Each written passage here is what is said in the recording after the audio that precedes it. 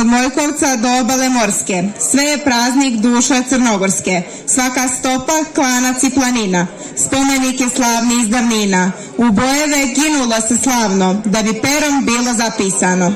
Mnoga mjesta, ljudi i događaji iz bliže i dalje crnogorske prošlosti pronašli su svoje trajanje u stihovima našeg prijatelja, istinskog patriote, neumornog crnogorskog pregaoca, pjesnika, kompozitora i kantautora.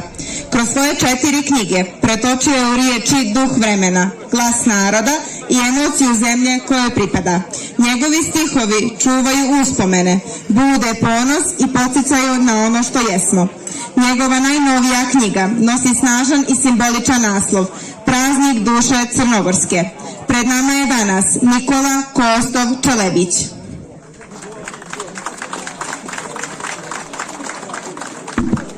Braćo i sestre, čujete li vi neka nova zvona?